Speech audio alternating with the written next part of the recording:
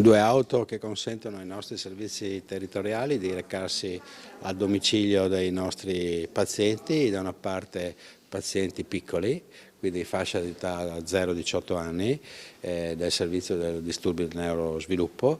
che opera trasversalmente su tutto il territorio giuliano e quindi su entrambi i distretti, il distretto 1 e il distretto 2.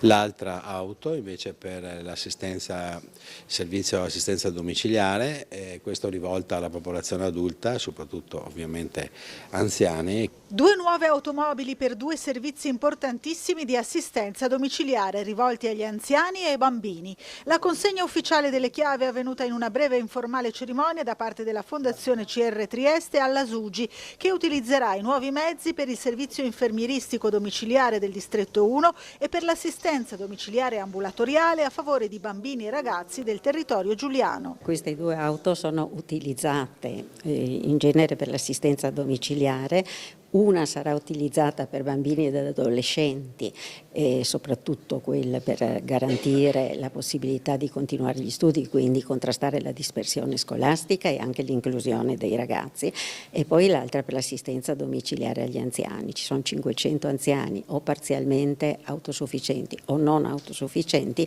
che potranno beneficiare di un servizio domiciliare, e devo dire anche per esperienza personale che il servizio domiciliare nel nostro territorio è un servizio di alto livello sia professionale che umano, e quindi la Fondazione è stata ben lieta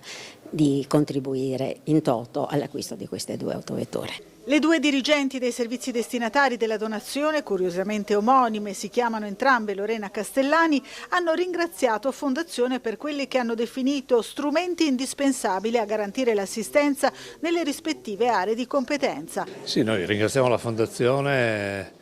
di questo ulteriore sostegno al sistema sanitario. Il tema della mobilità è un tema importante, non soltanto per avere mezzi a disposizione che consentono al sistema professionale di raggiungere le persone da casa ai luoghi più vicini alla loro casa, ma il tema della logistica diventa un grande tema, in particolare per quanto riguarda le cose più complesse, la necessità di concentrare determinate prestazioni per avere la garanzia di migliori esiti nelle limitate anche disponibilità di competenze professionali, e anche l'impossibilità di tutte delle persone che avanzano con l'età. Fortunatamente noi viviamo molto di più, ma non è automatico che tutte le persone siano in grado di potersi spostare facilmente. Quindi questo è un altro grande tema all'ordine del giorno dei modelli organizzativi. Ci deve spingere a trovare soluzioni e a dare garanzie anche a persone che avanti con l'età, magari non vivendo nei centri delle città, hanno bisogno di alcune prestazioni, quindi noi dobbiamo occuparci anche di accompagnarli in questo.